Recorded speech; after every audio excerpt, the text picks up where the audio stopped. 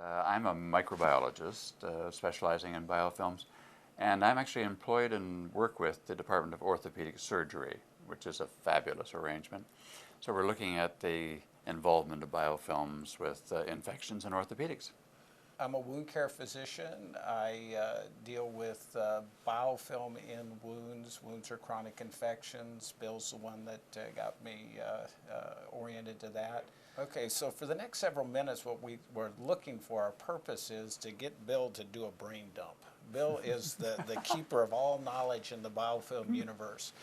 And and he's modest, but it's true. And what we want to do is name names and give some scenarios of how people have solved their biofilm problems in their specialties. And Bill knows all this stuff.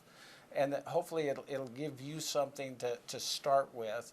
And what we want to start with is with Bill. And he didn't give you a full introduction, okay? Bill has been knighted, so he is Sir William, okay?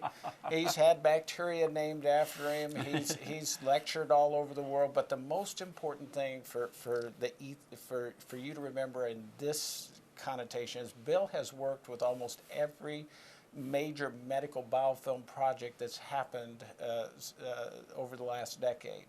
If all biofilm disease was put together, it would be a big thing. It would be a very big thing. It'd be bigger than cancer. It would be bigger than atherosclerosis. The very first biofilm that we ever looked at was really fun. It was in an alpine stream. Yeah. And so it was a long way from medicine. It was in a pristine area of the Canadian Selkirk Mountains right next to the Rockies. And I thought, well, you know, bacteria don't know whether they're in people or whether they're in streams.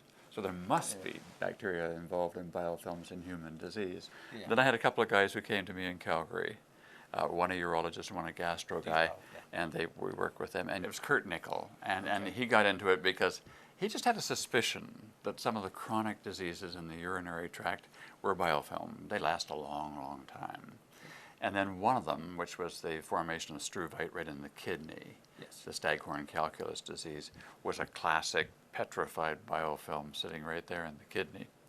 So he came in and spent 11 months with me and published 14 papers. That's just amazing. Is there a tissue in the body that does not sustain a chronic infection? Well, I used to say psychiatry, and now I've been contradicted. And apparently there is a connection to psychiatry too. But basically, all of the areas can usually find one instance. And classic example is, you know, basically ulcers turn out to be a bacterial disease. They are a biofilm disease as well. Now we treat them with antibiotics rather than with antacids. The best of all is the orthopedic, because long before you and I met, Tony Gristina got me started in the orthopedic area. Tony just phoned me. He read my article in Scientific American and he said, "How soon can you get down here?" And Tony has a big voice. I said, "Who are you? And where is here?" So he just preempted me. He just ordered me to North Carolina. And they didn't care about cultures too much. They really just cared about the patient. And so what they did was to take out the prosthesis and then very meticulously physically remove the biofilm. So any biofilm that was there, any biofilm on dead bone, the dead bone came out. Did they know what it was? They just knew it was that slough. They could actually see it. And you could rely on the host. It's a great big, you know, sprinter and football player. And he's not solving it with his white cells and his antibodies. So it's not going anywhere. So basically dig it out and then look after any strays, any little residues with antibiotics. And that was the critical thing in orthopedics, widely accepted by the 1980s. And whether it cultured positive or negative, it was getting loose and you were losing bone and it smelled bad and there was often a draining tract and they just, we don't care about the classic microbiology, get it out of there. And that was the first one. The second one that was pretty good was cystic fibrosis. Oh yeah. Now in cystic fibrosis, the guys in Denmark, mostly Niels Høiby and those guys, they were thinking, you know, these bacteria show sensitivity in the lab against an antibiotic, but we're not getting a whole bunch of results when we treat with antibiotics. So they looked at post-mortem specimens and so on, and they looked at sputum from living people and just saw the biofilms. I mean, they were great big honking biofilms in the tissue. And so they were obviously thinking it's a biofilm infection, and it gives off planktonic bacteria every once in a while and gives you an exacerbation. All wound care physicians believe that bacteria has something to do with it. Yeah. Yet if we get cultures, it doesn't improve the outcomes. If we give antibiotics, Yeah. it doesn't improve the outcomes. And then we said, so we kind of back off and we say, well, maybe the bacteria isn't a problem. What we didn't realize was it's a different type of infection. Bacteria can infect in two ways, planktonically or the exacerbations, Yeah. or they can infect as a biofilm. And so we started getting very aggressive. There was a guy by the name of Dr. Brim that would take everybody to What year are we talking here? 2003. Okay, 2004. that late. Yeah, Okay. yeah. And I read your article, said, oh my goodness, there's two ways bacteria behave in a human body, and this explains what we see in wounds.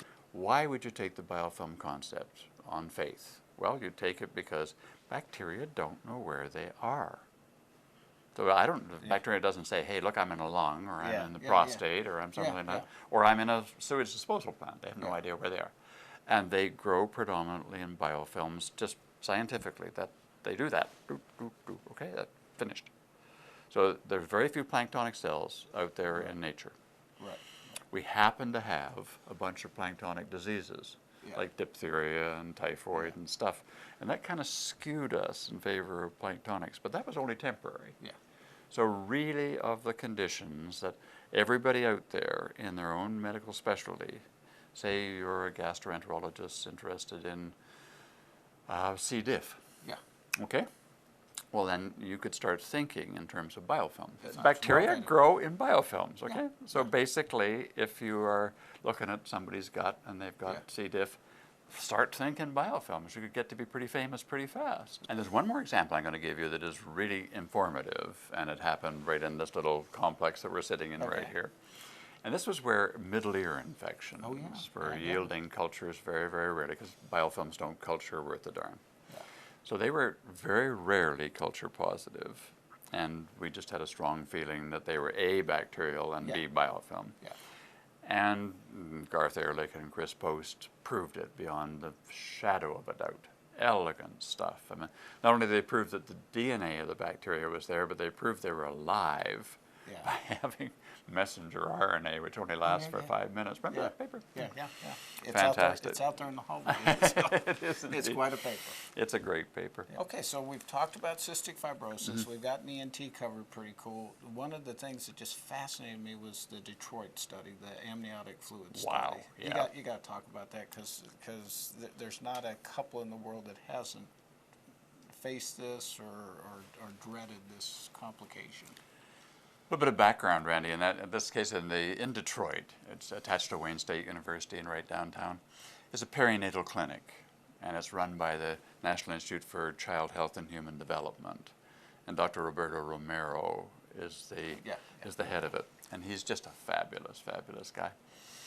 And he's interested in the microbiology of pregnancy, and that he feels that premature rupture of membranes and premature labor have a lot to do with microbiology.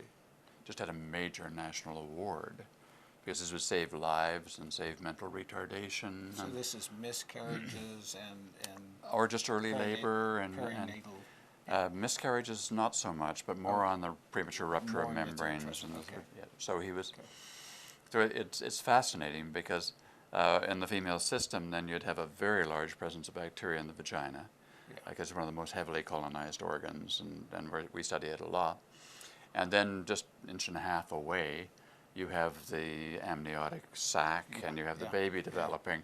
And we've always thought that that was a very sterile process. You know, baby's sort of in a plastic bag, and nothing goes back and forth between the two. Well, in 15% of all cases, a strange phenomenon that he has chosen to call sludge, which I think is a very bad choice. He's from Detroit. It shows up in the amniotic fluid. And so I've got a great video of it, and the baby's kicking away in the amniotic fluid, and there's this stuff. There's just, it's about a couple of cupfuls of it. Now, in a septic pregnancy, there's more of it, which was the clue that we had. And it turns out it is bacterial biofilm. Okay. So in there with the baby in the last little while of the pregnancy before delivery, in 15% of cases are a certain number of bacteria. Now, whether they get the labor going too fast, and he thinks that they do, and in septic pregnancies they definitely do. Yeah. So they got there somehow between the population and the outer part of the tract and that inner sanctum and the inner part of the tract. And we found streptococcus and mycoplasma in the one case that we could look at. So we'll wrap it up there, and for the clinicians that are familiar with biofilm, and for the scientists that do biofilm work, it's going to be very important that you make yourself accessible. Bill's the model for that. Bill made himself accessible to me when I didn't know anything about biofilm. He made himself accessible to undergraduates and others, and that's what's blossomed the biofilm community. For the viewer that has no idea about biofilm, find the thing in your specialty that is biofilm related, become passionate about it, and then reach out. And I guarantee you that the biofilm community will respond.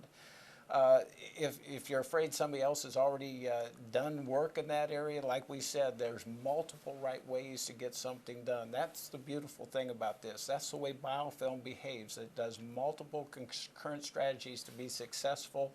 For medicine to be successful, we're going to have to do multiple concurrent strategies with our different clinicians to tie up an overall answer that will help us manage biofilm.